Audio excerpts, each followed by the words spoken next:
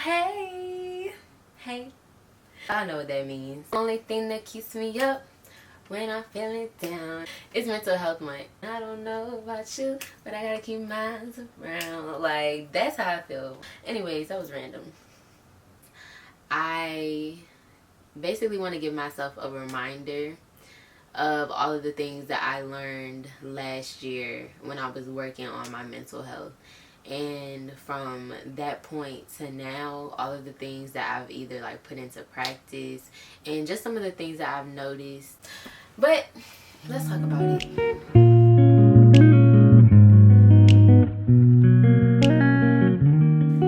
Hey y'all, it's T, and I'm back again with another video. I am Tiana, a graphic designer and content creator, owner of design studio T&M Creative, and I am here today to talk to you guys a little bit about my mental health journey. So let's get into it. Mental health. It's a crazy thing.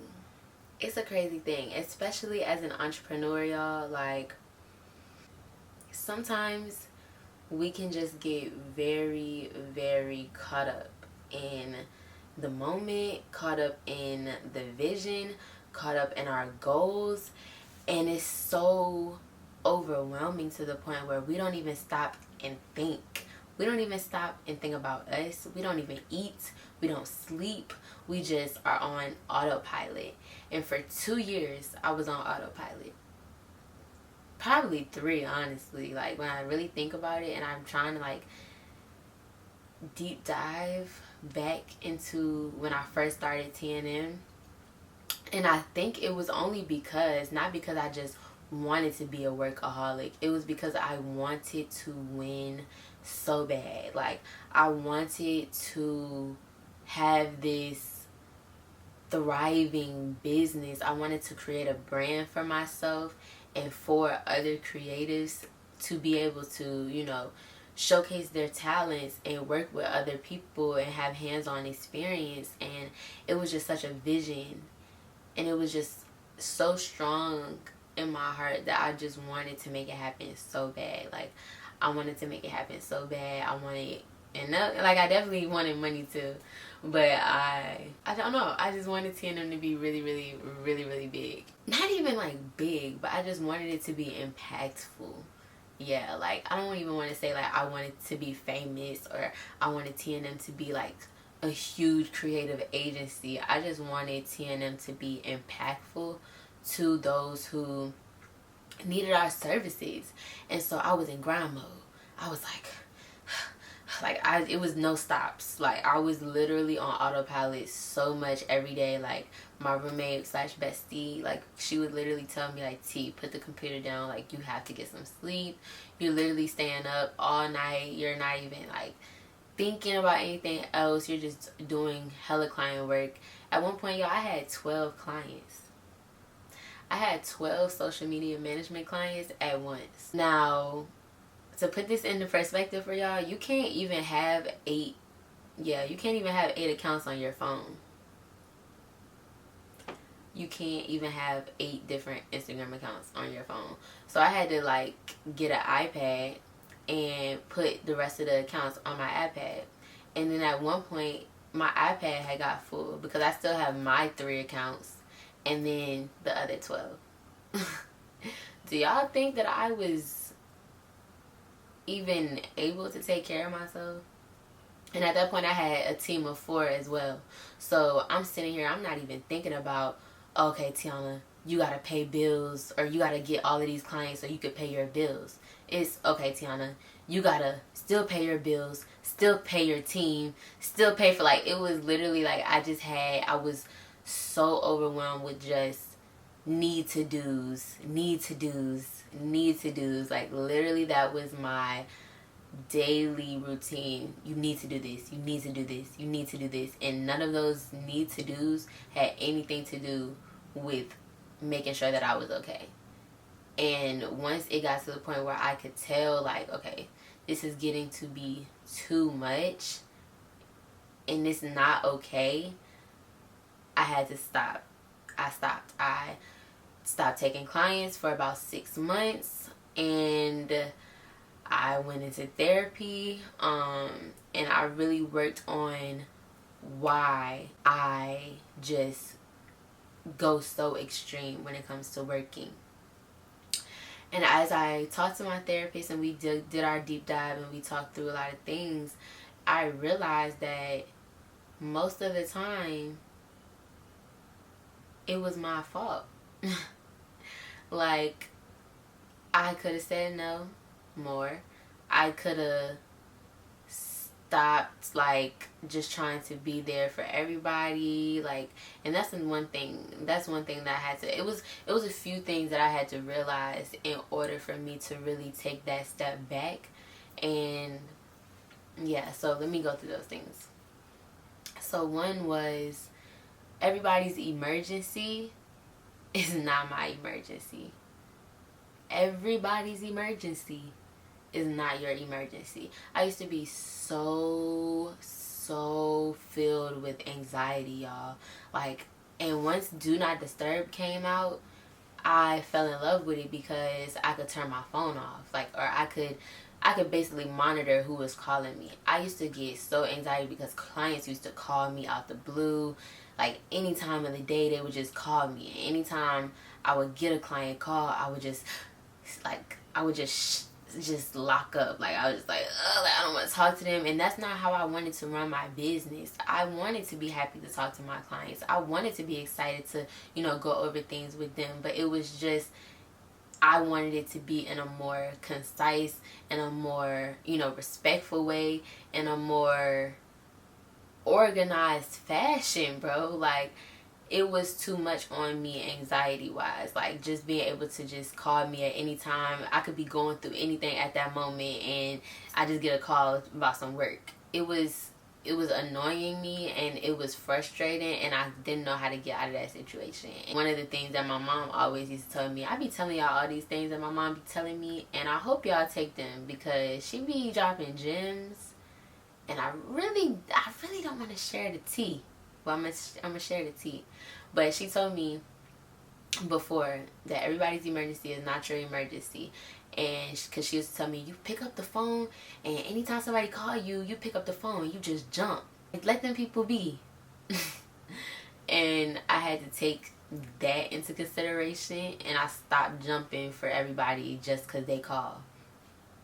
Figure it the out. Figure it the out. Like, that's now my motto. You gotta figure it the out, because I don't have the time, I don't have the mental capacity, and I got other things that I need to worry about. One of them including myself. Another thing that just because somebody asks you to do something, or just because somebody is giving you an opportunity, it doesn't necessarily mean that you have to take the opportunity. It's not that you just want to decline it, but sometimes some things are not right for you in that moment. And people used to come with me, oh, we have opportunity for you, we have opportunity for you, and I would literally kill myself. I would kill myself trying to go here, just to please these people, because in actuality I wasn't pressed to go. I never was pressed to go. But I didn't want them to be like, oh, well, she don't even care that I'm trying to hook her up. She don't appreciate it. Like, I didn't want people to feel like that. And so I'm sitting here trying to kill myself just to please some people who probably wouldn't have cared if I came or not. But that's just the way I was thinking. And so I had to really understand that people are not going to be upset if you say no sometimes. You have to be able to say no.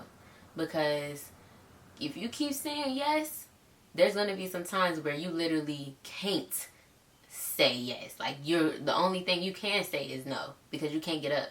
You're so tired, you're so burnt out, you don't want to be around anybody. Like, you just feel like a completely different person because you just outdone it. Like, you just done the most. You can't even think about work. You can't even think about enjoying yourself. You can't even think about nothing because you're just so blocked. You're just so blocked. Also, I wanted to share this too. I was reading this book today it's called Profit First, and I'm gonna definitely link it in the description box because it's a really, really good book, y'all. I haven't even finished it all, but I definitely recommend it for any entrepreneurs, and definitely young entrepreneurs, because if you read this book, y'all, we will be able to successfully have our businesses probably by the time we're 35. We could be retired and some more shit if we really tap into this book. So one of the things that the dude was saying was that because of our anxiety, and we are just like so used to having bad experiences sometimes with our business, and if it's a recent experience, we're going to keep that recent experience in our minds, called the recency effect or something like that.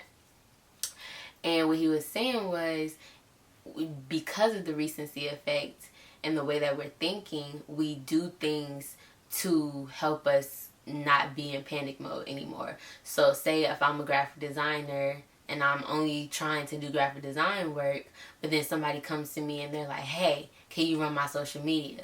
Hey, can you run my emails? Hey, can you do paid ads? And it's like, yes, I know how to do it, and that can help me get that money, but ultimately it's taking me away from Tiana the graphic designer.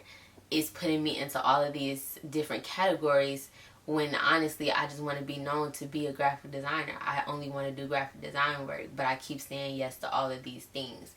That's what I was doing, y'all. I was saying yes to literally all of these things that I had no business doing, I didn't want to do, and it was just I was good at it and I was doing it, but it wasn't what I wanted to do, and that's what was making me unhappy. And so I feel like as entrepreneurs, we really have to do the inner work and just the reflection and seeing what is it that we truly want to do. What is it that's really going to make us happy? Because I didn't really know that I didn't want to do management for real, social media management for real, until I really thought about it. And I'm like, do I even like running people's pages? And I'm like, hell nah. I like running my page because I can do what I want to do. But do I like getting stuff approved? Do I like the back and forth of, no, I want this or this? Or do I want to do all this strategy and the graphics and the, like, I didn't want to do all that. All I wanted to do was create the graphics. All I wanted to do was design. All I wanted to do was create the content. Why was I saying yes to everything else? I don't know if it was because I didn't believe in myself that I could just make it as a designer. I don't know if it was because I just was trying to overextend myself and I wanted to make as much money as possible. I really don't know. But what I do know is I ain't saying yes to nothing else. I don't want to do. Been there, done that, and I'm not going back because I have to stand on business when it comes to myself, my needs, and my wants. And my needs are that I need to curate a business that will leave me mentally well. What I want is to be happy designing for people. And those things can both happen. But it just starts with me and me knowing that I make the rules. I create the boundaries.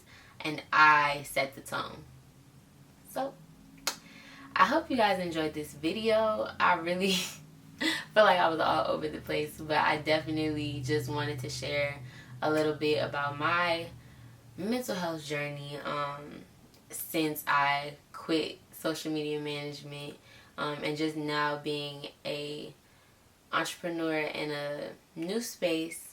And now that I've been in therapy, some of the different things that I've learned. And I hope that it helped you guys and you're able to just take some of these little tidbits and apply them to your life, apply them to your businesses, and definitely let me know what you thought about this video in the comments, because I love hearing what you guys think, and like and subscribe if you want to see more. So yeah, I will see you guys in the next